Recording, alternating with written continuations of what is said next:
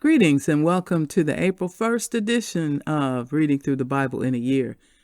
Today we'll be reading Deuteronomy chapter 18, verse 1 through chapter 20, verse 20. Luke chapter 9, verse 28 through verse 50. Psalm 73, verse 1 through 28, and Proverbs 12, verse 10. And today I'll be reading from the New Living Translation. This section is titled, Gifts for the Priests and Levites. Remember that the Levitical priests, that is, the whole of the tribe of Levi, will receive no allotment of land among the other tribes in Israel. Instead, the priests and Levites will eat from the special gifts given to the Lord, for that is their share.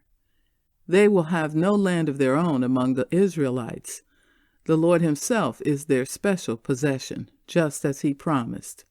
These are the parts the priests may claim as their share from the cattle, sheep, and goats that the people bring as offerings: the shoulder, the cheeks, and the stomach. You must also give to the priest the first share of the grain, the new wine, the olive oil, and the wool at shearing time. For the Lord your God chose the tribe of Levi out of all your tribes to minister in the Lord's name forever. Suppose a Levite chooses to move from his town in Israel, wherever he is living, to the place the Lord chooses for worship. He may minister there in the name of the Lord his God, just like all his fellow Levites who are serving the Lord there. He may eat his share of the sacrifices and offerings, even if he also receives support from his family. When you enter the land the Lord your God is giving you, be careful not to imitate the detestable customs of the nations living there. For example, never sacrifice your son or daughter as a burnt offering, and do not let your people practice fortune-telling or use sorcery or interpret omens or engage in witchcraft or cast spells or function as mediums or psychics, or call forth the spirits of the dead. Anyone who does these things is detestable to the Lord. It is because the other nations have done these detestable things that the Lord your God will drive them out ahead of you. But you must be blameless before the Lord your God. The nations you are about to displace consult sorcerers and fortune-tellers, but the Lord your God forbids you to do such things. Moses continued, The Lord your God will raise up for you a prophet like me from among your fellow Israelites. You must listen to him. For this is what you yourselves requested of the Lord your God when you were assembled at Mount Sinai. You said, Don't let us hear the voice of the Lord our God any more, or see this blazing fire, for we will die. Then the Lord said to me, What they have said is right. I will raise up a prophet like you from among their fellow Israelites. I will put my words in his mouth, and he will tell the people everything I command him. I will personally deal with anyone who will not listen to the messages the prophet proclaims on my behalf.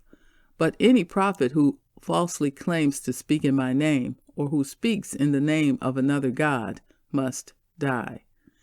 But you may wonder, how will we know whether or not a prophecy is from the Lord? If the prophet speaks in the Lord's name, but his prediction does not happen or come true, you will know that the Lord did not give that message. That prophet has spoken without my authority and need not be feared. Chapter 19. When the Lord your God destroys the nations whose land he is giving you, you will take over their land and settle in their towns and homes. Then you must set apart 3 cities of refuge in the land the Lord your God is giving you. Survey the territory and divide the land the Lord your God is giving you into 3 districts, with one of these cities in each district. Then anyone who has killed someone can flee to one of the cities of refuge for safety. If someone kills another person unintentionally without previous hostility, the slayer may flee to any of these cities to live in safety. For example, suppose someone goes into the forest with a neighbor to cut wood, and suppose one of them swings an axe to chop down a tree and the axe head flies off the handle, killing the other person.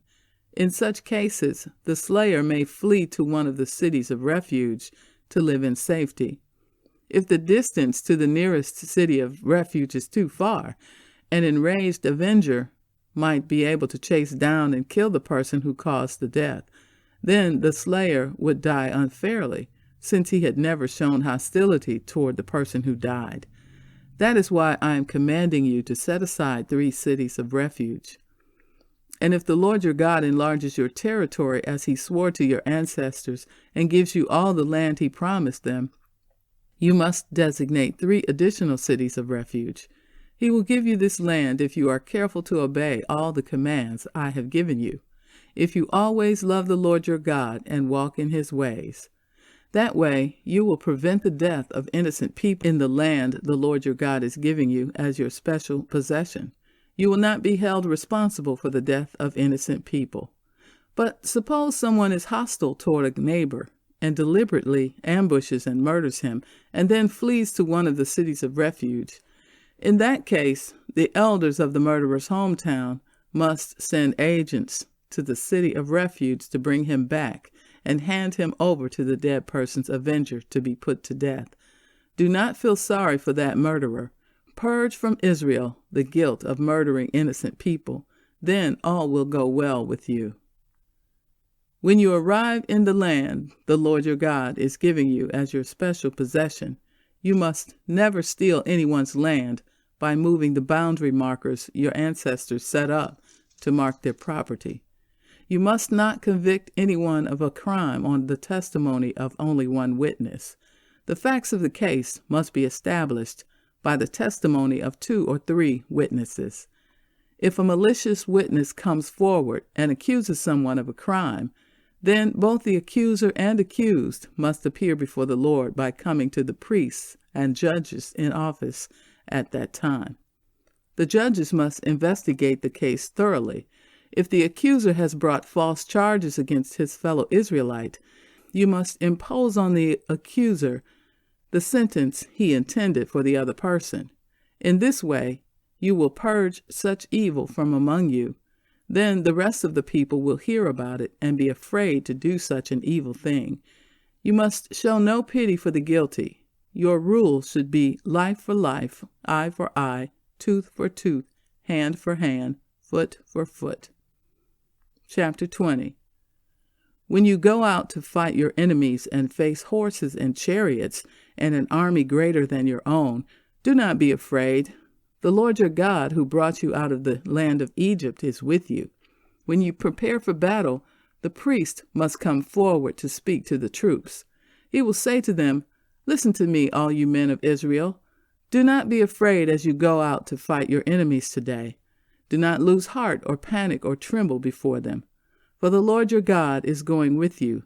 He will fight for you against your enemies, and he will give you victory." Then the officers of the army must address the troops and say, "Has anyone here just built a new house but not yet dedicated it? If so, you may go home. You might be killed in the battle, and someone else would dedicate your house. Has anyone here just planted a vineyard but not yet eaten any of its food? If so, you may go home. You might die in battle, and someone else would eat the first fruit.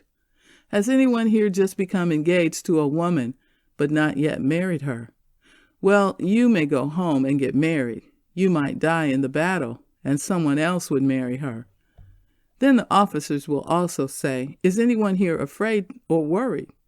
If you are, you may go home before you frighten anyone else." When the officers have finished speaking to their troops, they will appoint the unit commanders. As you approach a town to attack it, you must first offer its people terms for peace. If they accept your terms and open the gates to you, then all the people inside will serve you in forced labor. But if they refuse to make peace and prepare to fight, you must attack the town. When the Lord your God hands the town over to you, use your swords to kill every man in the town, but you may keep for yourselves all the women, children, livestock, and other plunder. You may enjoy the plunder from your enemies that the Lord your God has given you. But these instructions apply only to distant towns, not to the towns of the nations in the land you will enter. In those towns that the Lord your God is giving you as a special possession, destroy every living thing. You must completely destroy the Hittites, Amorites, Canaanites, Perizzites, Hivites, and Jebusites, just as the Lord your God has commanded you. This will prevent the people of the land from teaching you to imitate their detestable customs in the worship of their gods, which would cause you to sin deeply against the Lord your God. When you are attacking a town and the war drags on, you must not cut down trees with your axes. You may eat the fruit, but do not cut down the trees.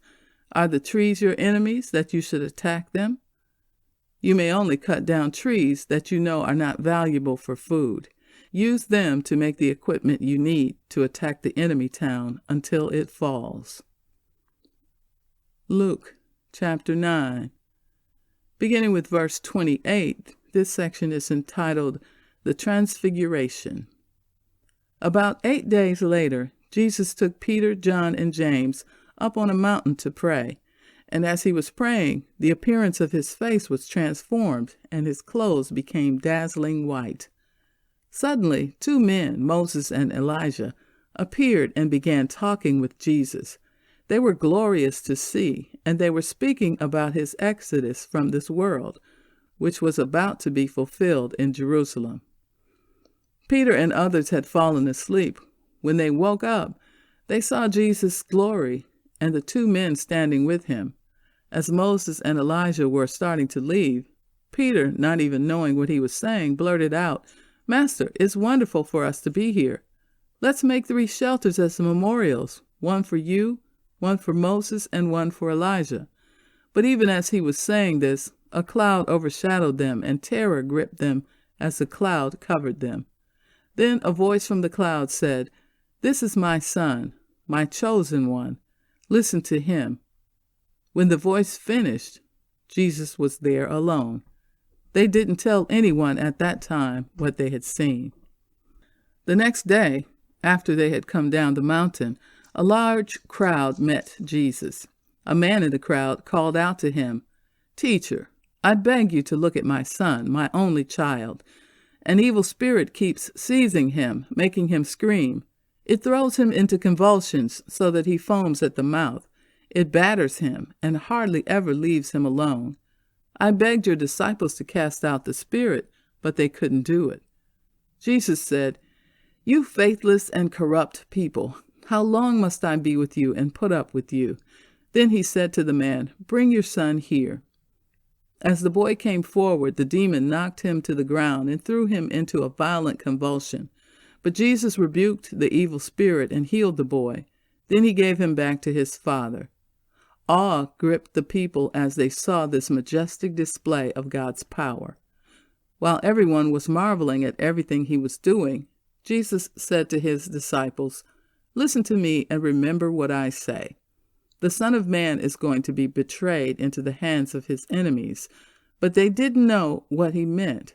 Its significance was hidden from them, so they couldn't understand it, and they were afraid to ask him about it.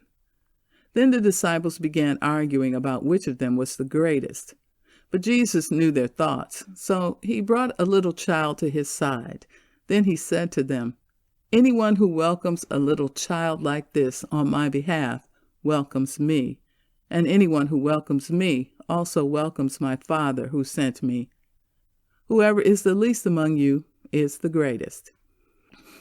John said to Jesus, "Master, we saw someone using your name to cast out demons, but we told him to stop because he isn't in our group." But Jesus said, "Don't stop him. Anyone who is not against you is for you." Psalm 73, a psalm of Asaph. Truly God is good to Israel, to those whose hearts are pure. But as for me, I almost lost my footing. My feet were slipping, and I was almost gone. For I envied the proud when I saw them prosper, despite their wickedness. They seem to live such painless lives. Their bodies are so healthy and strong. They don't have troubles like other people. They're not plagued with problems like everyone else. They wear pride like a jeweled necklace and clothe themselves with cruelty. These fat cats have everything their hearts could ever wish for. They scoff and speak only evil. In their pride, they seek to crush others. They boast against the very heavens, and their words strut through the earth. And so the people are dismayed and confused, drinking in all their words. What does God know, they ask? Does the Most High even know what's happening? Look at these wicked people enjoying a life of ease while their riches multiply. Did I keep my heart pure for nothing? Did I keep myself innocent for no reason? I get nothing but trouble all day long. Every morning brings me pain. If I had really spoken this way to others, I would have been a traitor to your people. So I tried to understand why the wicked prosper. But what a difficult task it is. Then I went into your sanctuary, O God, and I finally understood the destiny of the wicked. Truly, you put them on a slippery path and send them sliding over the cliff to destruction. In an instant, they are destroyed, completely swept away by terrors. When you arise, O Lord, you will laugh at their silly ideas, as a person laughs at dreams in the morning. Then I realized that my heart was bitter, and I was all torn up inside. I was so foolish and ignorant. I must have seemed like a senseless animal to you. Yet I still belong to you. You hold my right hand. You guide me with your counsel, leading me to a glorious destiny. Whom have I in heaven but you? I desire you more than anything on earth. My heart may fail, and my spirit may grow weak, but God remains the strength of my heart. He is mine forever. Those who desert him will perish, for you destroy those who abandon you. But as for me, how good it is to be near God. I have made the sovereign Lord my shelter, and I will tell everyone about the wonderful things you do. Proverbs 12, verse 10. The godly care for their animals, but the wicked are always cruel. And so concludes the reading for April 1st. Be blessed. Thanks for listening. For those of you who are on iTunes, give us a rating.